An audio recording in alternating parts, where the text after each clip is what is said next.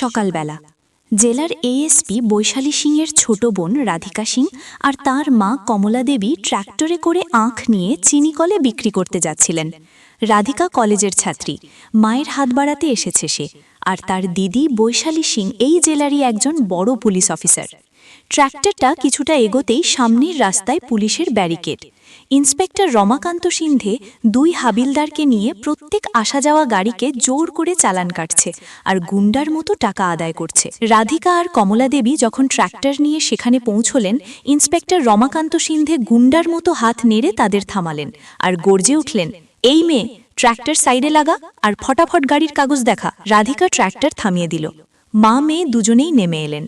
কমলা দেবী বললেন, জি সাহেব, ফসল কেটে পাশের চিনিকলে নিয়ে যাচ্ছি, কাগজ দেখাতে হলে সব কাগজ আমাদের কাছে আছে।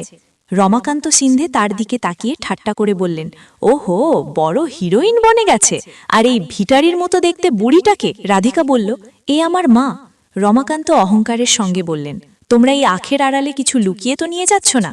রাধিকা বলল, স্যার, গাড়ি তল্লাশি করতে চান তো নিয়ম মেনে করুন, কিন্তু আমাকে আর আমার মাকে অপমান করার কোনো অধিকার আপনার নেই। তখনই একজন সিপাহী ট্রেলার থেকে আখ টেনে বের করে চিবিয়ে হাসতে হাসতে বলল, স্যার, মুখ দেখুন এদের, এমন করে কথা বলছে যেন ওর বাবা ডিএম।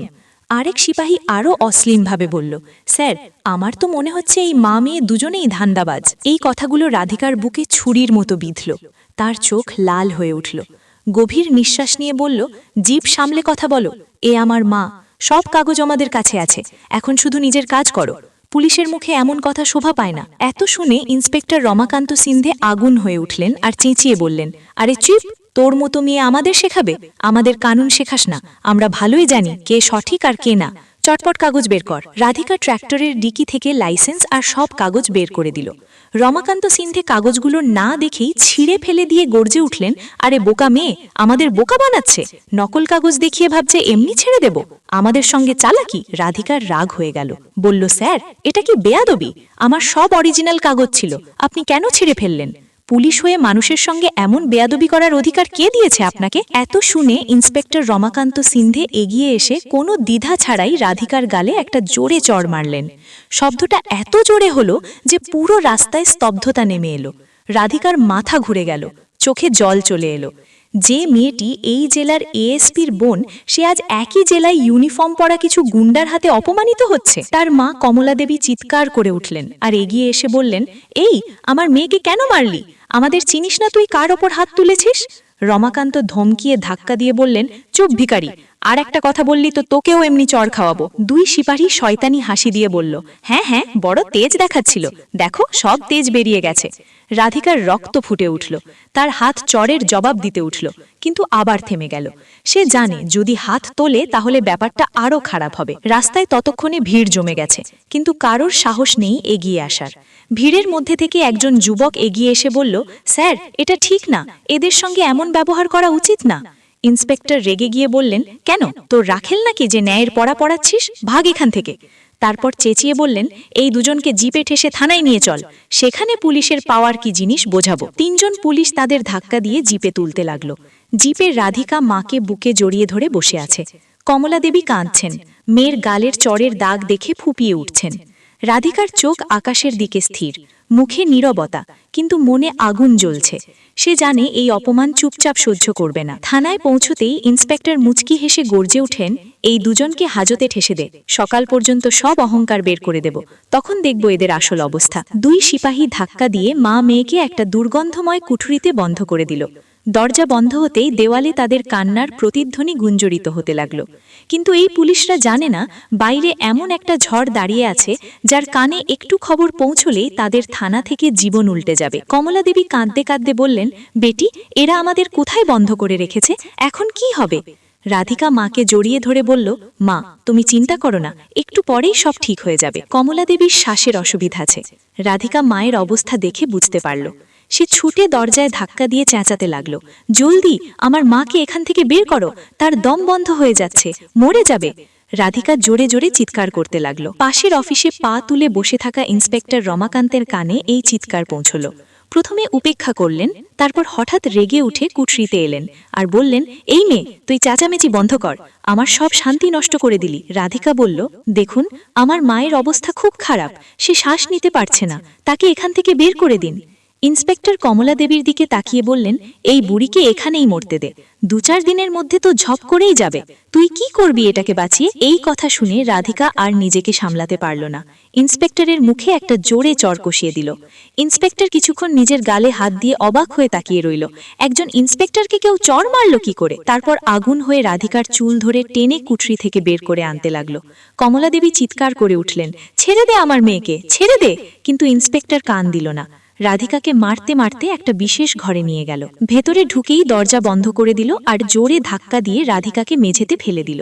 এই মেয়ে, তুই মৃত্যুকে নিমন্ত্রণ করে ফেলেছিস, কখনো হয়নি যে ইন্সপেক্টর রমাকান্ত সিন্ধের ওপর কেউ হাত তুলেছে, তোরা সাধারণ কীটপতঙ্গ আর একজন ইন্সপেক্টরের ওপর হাত তুলছিস? রাধিকা উঠে দাঁড়িয়ে বলল, দেখুন, আপনি অবৈধ কাজ করছেন আর আমার মাকে গালি দিয়েছেন বলেই আমি এটা করেছি, আপনার এটা করার কোনো হক নেই। রমাকান্তের চোখ লাল হয়ে গেল, সে আরেকটা জোরে চড় মারল। রাধিকা ঘুরে পড়ে গেল। বড় এসেছিস তুই আমাকে কানুন শেখাতে? কুঠরি থেকে কমলা দেবী ক্রমাগত চেঁচাচ্ছেন, ছেড়ে দে আমার মেয়েকে, ছেড়ে দে! রাধিকার কানে এই চিৎকার পৌঁছতেই সে উঠে ইন্সপেক্টরের পায়ে পড়ে বলল, দেখুন, আমার মাকে ছেড়ে দিন, তাকে হাসপাতালে নিয়ে যান, তার শ্বাস বন্ধ হয়ে যাবে, মরে যাবে। ইন্সপেক্টর লাথি মেরে বললেন, মরে যাক বুড়ি, পৃথিবীর থেকে একটু বোঝা কমবে। মায়ের সম্পর্কে এই কথা শুনে রাধিকার শরীরে বিদ্যুৎ খেলে গেল। হঠাৎ তার মনে পড়ল দিদি বৈশালীর কথা, যে এই জেলারই এএসপি। রাধিকা উঠে দাঁড়িয়ে বলল, আমার সঙ্গে যা করার করো, কিন্তু আমার মাকে তাড়াতাড়ি হাসপাতালে নিয়ে যাও, তার কিছু হলে তোমরা আর তোমাদের পুরো থানার পুলিশেরা জীবনে তার সাজা ভোগ করবে, সবার ইউনিফর্ম খুলে যাবে।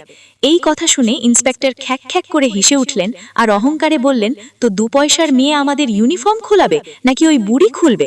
মরতে দে বুড়িকে, আমিও দেখি কার এত সাহস যে ইন্সপেক্টর রমাকান্ত সিন্ধের ওপর হাত তুলবে। তখনই কমলা দেবীর আরেকটা জোরে চিৎকার এলো।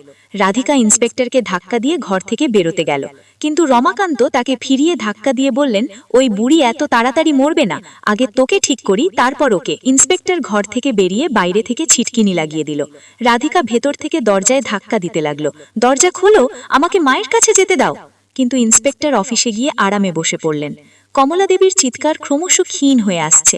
ইন্সপেক্টর শুনে বললেন, কে জানে বুড়ি কখন মরবে, বলে চোখ বন্ধ করে ঘুমিয়ে পড়লেন। কমলা দেবী চিৎকার করতে করতে হঠাৎ মেঝেতে পড়ে গেলেন, শ্বাস ধীর হয়ে এলো আর তিনি অজ্ঞান হয়ে গেলেন। কিছুক্ষণ পর ইন্সপেক্টরের ঘুম ভাঙল। অবাক হয়ে বললেন, বুড়ি চুপ করে গেল কি করে, যাই দেখি। কুঠরির দিকে গেলেন, গিয়ে দেখলেন কমলা দেবী মেঝেতে পড়ে আছেন। মনে করলেন বুড়ি মরে গেছে। অহংকারী হাসি দিয়ে বললেন, হ্যাঁ হ্যাঁ, বুড়ি চলে গেল নাকি, চল ভালোই হলো, অনেক কষ্টে করে প্রাণ ছাড়লি। চোখে রাক্ষসী তৃপ্তি, চল তোর মেয়েকে এই খবরটা দিই, দেখি কিভাবে আমাদের ইউনিফর্ম খুলবে, বলে হো হো করে হেসে চলে গেল। যে ঘরে রাধিকাকে বন্ধ করা ছিল সেই দরজার ছিটকিনি খুলে ভেতরে ঢুকলেন। ঢুকেই জোরে জোরে হাসতে লাগলেন। রাধিকা ইন্সপেক্টরকে দেখে আতঙ্কে মুখ ফ্যাকাশে হয়ে গেল। ছুটে এসে বলল, আমার মায়ের কি হয়েছে, আমাকে তার কাছে নিয়ে চলো, আমি হাত জোরে বলছি। ইন্সপেক্টর ধিক্কার দিয়ে বললেন, ওই বুড়ির সঙ্গে দেখা করতে হলে পরের জন্মের জন্য অপেক্ষা করো। রাধিকার শরীর থেকে যেন প্রাণ বেরিয়ে গেল। কাঁপা গলায় জিজ্ঞাসা করল, আমার মা কোথায়, তার কি হয়েছে, ঠিক আছে তো? ইন্সপেক্টর হাসতে হাসতে বললেন, বুড়ি এক কোণে পড়ে আছে, মরা। এই কথা শুনে রাধিকার পায়ের তলা থেকে মাটি সরে গেল, সে পাথরের মতো স্থির হয়ে গেল। তারপর হঠাৎ ইন্সপেক্টরকে ধাক্কা দিয়ে কুঠরির দিকে ছুটল, গিয়ে দেখল মা অজ্ঞান হয়ে মেঝেতে পড়ে আছেন। রাধিকার হৃদয় ফেটে যেতে লাগলো। সে মায়ের পাশে পড়ে গিয়ে বলল, মা, মা চোখ খোলো, মা কি হয়েছে তোমার, দেখো আমি রাধিকা, আমি এসেছি, কিছু বলো মা। রাধিকা জোরে জোরে মাকে নাড়তে লাগলো, কিন্তু কমলা দেবী নিথর। তখন ইন্সপেক্টর এসে বললেন, এই মেয়ে, বুড়ি মরে গেছে নাকি তুই ড্রামা করছিস? একজন কনস্টেবলকে ডাকলো, এই বুড়িকে তুলে নিয়ে যা, ঠিকানা লাগা, কেউ জিজ্ঞাসা করলে বলবি অ্যাক্সিডেন্টে মারা গেছে। সিপাহীরা কমলা দেবীকে তুলতে এগোলো। রাধিকা চিৎকার করে উঠল, কেউ হাত লাগাবে না আমার মাকে। তারপর হঠাৎ ইন্সপেক্টরের কলার ধরে চেঁচিয়ে বলল, তোমাদের আমি এমন সাজা দেব যা আজ পর্যন্ত কেউ পায়নি। রমাকান্ত ঝাঁকুনি দিয়ে কলার ছাড়িয়ে বললেন, যা রে, ছুঁয়ে মুছি, কার কাছে নালিশ করবি, ডিএসপি, এসপি, ওরা সব আমার ভাই বোন, কেউ আমাকে ছুঁতেও পারবে না, বলে রাধিকাকে ঠেলে সরিয়ে দিল। রাধিকা চোখে জল নিয়ে মায়ের ঠান্ডা মুখের দিকে তাকিয়ে হেঁচকি তুলে বলল, মূর্খরা। ঠিক সেই মুহূর্তে কমলা দেবীর শ্বাস আবার ধীরে ধীরে ফিরে আসতে লাগলো। একটা হালকা কোকিয়ে ওঠার শব্দ হলো। পাতায় কাঁপুনি দেখা গেল। রাধিকার চিৎকার এক মুহূর্ত থেমে গেল, তারপর জোরে বলল, মা, মা, শুনতে পাচ্ছ? কমলা দেবী ধীরে ধীরে চোখ খুললেন। অজ্ঞান থেকে ফিরে প্রথমে মেয়ের দিকে তাকালেন, শ্বাস গভীর হল। রাধিকা চিৎকার করে মায়ের গলা জড়িয়ে ধরল, মা, তুমি বেঁচে আছো? রমাকান্ত আর সিপাহীরা সেই মুহূর্তে থররিকম্প হয়ে গেল। ইন্সপেক্টর অহংকারী হাসি দিয়ে বললেন, আরে বুড়ি, তুই তো বেঁচে আছিস, আমি ভেবেছিলাম ঝপ করে গেছিস। চল, কোনো কথা নয়, এখন মা মেয়ে দুজনকেই জীবনভর এই থানায় পচিয়ে রাখবো। অন্যদিকে এএসপি বৈশালী সিং বেশ কিছুক্ষণ ধরে মা আর বোনকে ফোন করছিলেন, কিন্তু দুজনের ফোনই বন্ধ। বৈশালী এই শহরেই দায়িত্ব পালন করেন, সপ্তাহে মাত্র একদিন বাড়ি যান, কিন্তু ফোন না লাগায় তার মনে অদ্ভুত চিন্তা আসতে লাগলো। কেন ফোন লাগছে না? মা আর রাধিকা ঠিক তো আছে।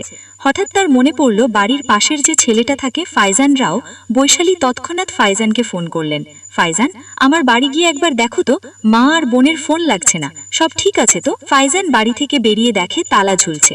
ফোনে বলল, আমি তোমার বাড়ির বাইরে আছি, কিন্তু তালা দেওয়া।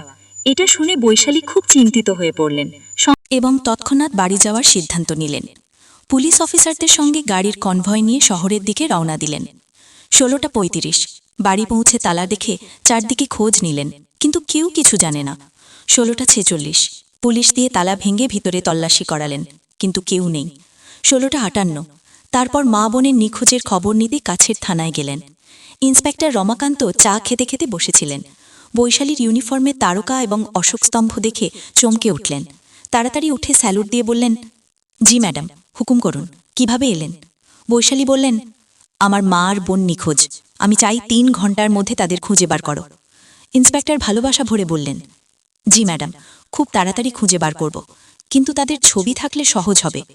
বৈশালী বললেন, ছবি নেই, অপেক্ষা করো, মোবাইলে দেখি। গ্যালারি থেকে ছবি বার করে দিলেন। ছবি দেখা মাত্র ইন্সপেক্টরের মুখ উড়ে গেল, হাত কাঁপতে লাগল। বৈশালী বললেন, কি হলো, ঠিক আছো তো? ইন্সপেক্টরের হৃৎস্পন্দন বেড়ে গেল, ঘাম বেরোতে লাগল। বৈশালী কঠিন গলায় বললেন, কি হয়েছে বলো। ইন্সপেক্টর কাঁপা গলায় বললেন, কিছু না ম্যাডাম, খুঁজে বার করব, আপনি যান। বৈশালীকে সন্দেহ হলো, কিন্তু বললেন, তাড়াতাড়ি খুঁজে বার করো। যেতে যেতে হঠাৎ লকআপ থেকে এক মহিলার ব্যথার চিৎকার শোনা গেল, আমাদের ছেড়ে দাও। বৈশালী থেমে গেলেন, পিছনে ফিরে জিজ্ঞেস করলেন, এই আওয়াজ কার? ইন্সপেক্টরের মুখ সাদা হয়ে গেল, তিনি কিছু বলতে পারলেন না। বৈশালী চিৎকার করে বললেন, কে চিৎকার করছে ওখানে? ইন্সপেক্টর হকলাতে লাগলেন। ততক্ষণে বৈশালী নিজেই লকআপের দিকে ছুটলেন। দরজা খুলতেই তার পা থেমে গেল, শ্বাস বন্ধ হয়ে গেল। ভিতরে মেঝেতে ছড়ানো চুল, নোংরা কাপড়ে তার নিজের মা কমলা দেবী এবং ছোট বোন রাধিকা বসে আছেন। কমলা দেবী বোনকে দেখে ফুঁপিয়ে কেঁদে উঠলেন, বেটি, তুই এখানে কি করে এলি? ভগবান পাঠিয়েছে তোকে, আমরা ভেবেছিলাম আর কেউ বাঁচাবে না। বৈশালী হাঁটু গেড়ে বসে মায়ের পা ধরলেন। মা, কে করেছে এসব? কে তোমাদের এখানে বন্ধ করেছে? রাধিকা কোণ থেকে মাথা তুলে বোনকে দেখে ছুটে এসে বুকে জড়িয়ে ধরল এবং কাঁপা গলায় বলল, দিদি, এই ইন্সপেক্টর আর পুলিশরা খুব খারাপ, আমাদের সঙ্গে অনেক অন্যায় করেছে। আমরা আখ নিয়ে যাচ্ছিলাম, এরা থামিয়ে কাগজ ছিঁড়ে ফেলেছে, টাকা চেয়েছে, বাধা দিতে মাকে আমাকে মেরেছে এবং থানায় এনে বন্ধ করেছে, বলেছে কেউ শুনবে না। বৈশালীর মুখে রাগের আগুন ছড়িয়ে পড়ল, চোখ লাল হয়ে গেল। এখন আর অফিসার নয়, এক বোন এবং মেয়ে দাঁড়িয়ে আছে। সে ধীরে উঠে লকআপ থেকে বাইরে এলো। ইন্সপেক্টর আর সিপাহীরা ভয়ে পিছিয়ে গেল। বৈশালী গর্জন করে বললেন, ইউনিফর্ম পরে মহিলাদের ওপর হাত তুলেছিস, তাও আমার মা আর বোনের ওপর? ইন্সপেক্টর হকলিয়ে বললেন, ম্যাডাম, ভুল হয়ে গেছে, চিনতে পারিনি। বৈশালী চিৎকার করে বললেন, ভুল নয়, পাপ করেছিস। তৎক্ষণাৎ এক আইপিএস অফিসারকে অর্ডার দিলেন, ইন্সপেক্টর এবং জড়িত সিপাহীদের সবাইকে ডিউটি থেকে সাসপেন্ড করো এবং ইউনিফর্ম খুলে নাও, এক্ষুনি। পুলিশ অফিসাররা এগিয়ে এসে সবার সামনে ইন্সপেক্টর এবং 2 সিপাহীর বেল্ট, টুপি খুলে নিল। থানায় সবাই নিশ্চুপ। বৈশালী এগিয়ে বললেন, এখন এদের ওই লকআপেই ঢোকাও যেখানে আমার মা বোনকে রেখেছিল, এবং দিনে একবার মাত্র শুকনো রুটি দাও। ইন্সপেক্টর এবং তার সাথীদের সেই সেলে ঠুসে দেওয়া হলো। দরজা বন্ধ করতে করতে বৈশালী বললেন, এখন অনুভব করো সেই অপমান যা প্রত্যেক নির্দোষ মহিলা এখানে সহ্য করে। থানার বাইরে মিডিয়া আর অফিসাররা জমে গিয়েছিল। বৈশালী সবার সামনে বললেন, আইন সবার জন্য সমান, অপরাধী পুলিশের ইউনিফর্ম পরে থাকলেও নয়। কমলা দেবী এবং রাধিকাকে সম্মানের সঙ্গে থানা থেকে বার করা হলো। বৈশালী মায়ের হাত ধরে বললেন, এখন কেউ তোমার সঙ্গে অন্যায় করতে পারবে না মা, যতদিন তোমার মেয়ে বেঁচে আছে। থানার ওপর তেরঙ্গা উঠছে এবং প্রথমবার সেই ভবনে ন্যায়ের গর্জন শোনা যাচ্ছে। কাহিনী এখানে শেষ হলো, কিন্তু একটা শক্তিশালী শিক্ষা নিয়ে। যদি সত্যের পথে একা দাঁড়িয়েও থাকো তাহলে মনে রেখো তোমার একটা চিনগাড়ি পুরো ব্যবস্থায় লাগা আগুন নেভানোর শক্তি রাখে। জয় সবসময় সত্যের হয়। যদি এই কাহিনী ভালো লেগে থাকে তাহলে লাইক করুন, শেয়ার করুন এবং চ্যানেল সাবস্ক্রাইব করতে ভুলবেন না। দোস্ত, এই কাহিনী শুধুমাত্র বিনোদন এবং শিক্ষার উদ্দেশ্যে তৈরি। এতে দেখানো সব চরিত্র, ঘটনা এবং সংলাপ কাল্পনিক। কোনো বাস্তব ব্যক্তি, প্রতিষ্ঠান বা ঘটনার সঙ্গে এর কোনো সম্পর্ক নেই। দয়া করে এটাকে শুধু কাহিনী হিসাবে দেখুন এবং উপভোগ করুন। আমরা কারুর ভাবাবেগে আঘাত দিতে চাই না।